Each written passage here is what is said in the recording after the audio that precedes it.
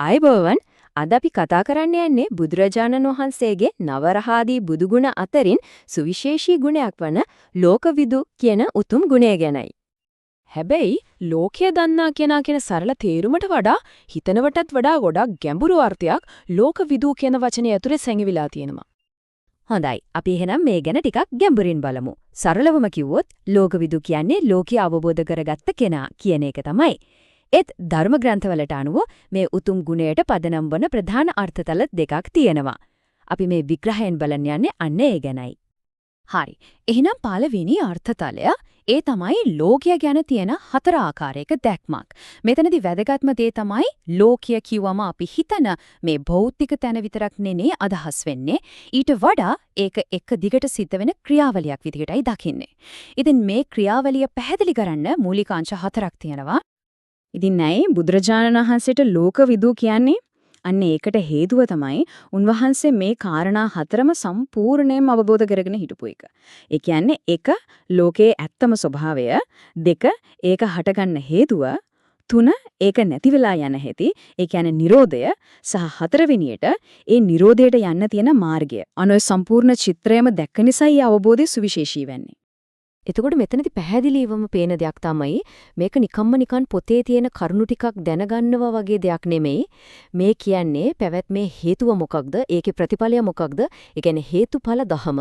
ඒකේ ආරම්භයේ ඉඳන්ම ඒක නැති වෙලා යන තැන දක්වාම තියෙන සම්පූර්ණ චිත්‍රය ගැන ගැඹුරු අවබෝධයක්.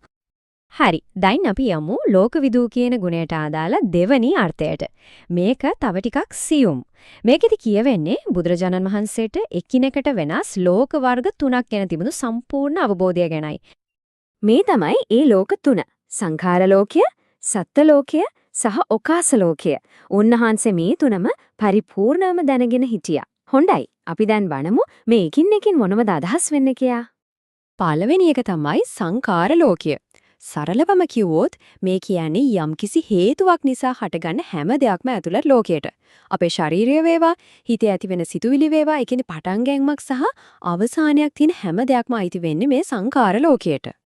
දෙමණියට ඉන්නේ සත්ත්ව ලෝකය. මේක තේරුම් ගන්න ලේසි. මේ කියන්නේ ජීවත් වෙන හැම සත්වයක්ම ඇතුළත් ලෝකය.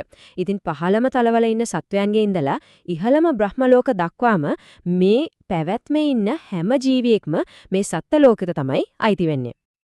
තුන්වෙනි එක ඕකාස ලෝකය. මේක තමයි අපි මේ දකින භෞතික විශ්වය. ඒ කියන්නේ අර කලින් කිව්ව සත්වයෝයි සංඛාර ධර්මයි මේ ඔක්කොම පවතින අවකාශය, එහෙම නැත්නම් භාජනය වගේ තැන, ස්ථානය, එහෙම නැත්නම් ෆිසිකල් ස්පේස් එක. එතකොට බලන්න මේ ලෝක තුන ගැනම තියෙන දැනුම එකට එකතු වුණාම ඒක කොයිතරම් සම්පූර්ණ දැක්මක්ද කියලා. ඒ කියන්නේ පැවැත්මේ හැම පැත්තක්ම, හැම මානයක්ම ආවරණය වෙන පුදුමාකාර බහුවිධ ප්‍රඥාවක් තමයි ඒක.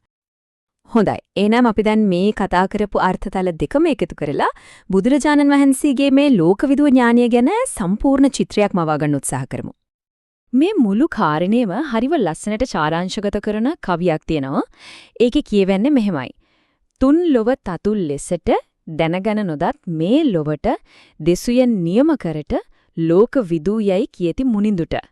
බලන්න ඒකේ තේරුම උන්වහන්සේ අර අපි කතා කරපු තුන් ලෝකයම ඒකේ ඇත්ත ස්වභාවයෙන්ම දැනගෙන ඒ සත්‍ය නොදැන හිටපු මේ ලෝකෙට එක දේශනා කරපු නිසා අන්න ඒ නිසයි මුනිදුන්ට ලෝකවිදු කියලා කියන්නේ.